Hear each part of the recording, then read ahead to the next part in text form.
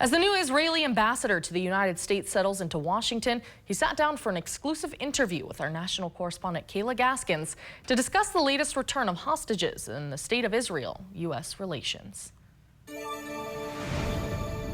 The video of Shiri Bibas clinging to her two young sons as Hamas kidnapped them on October 7th, 2023, becoming one of the most powerful images of the conflict. Baby Kfir was just 9 months old.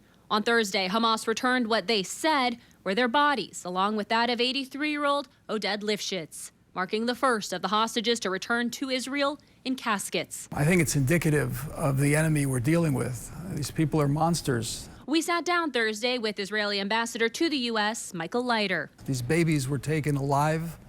They're being returned in caskets. It's going to become clear in the next few days just how brutal these murders were.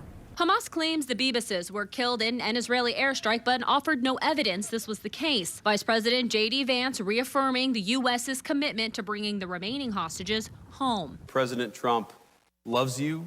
He hasn't forgotten your loved ones, and he's going to fight every single day to bring them home. This comes as the fragile ceasefire deal teeters on precarious ground. Negotiations for the second and more difficult phase of the deal should have begun in early February.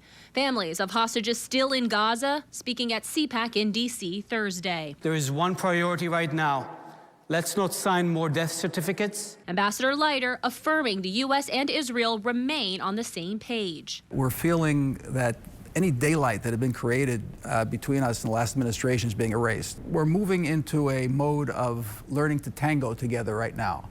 Not yet lockstep, but very close tango. Leiter, like many Israelis, feels the pain of this war personally.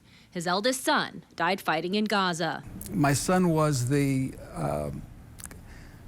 company commander of the lead company going into Gaza. And I see that as the microcosm of Israel being the lead company leading civilization against barbarism.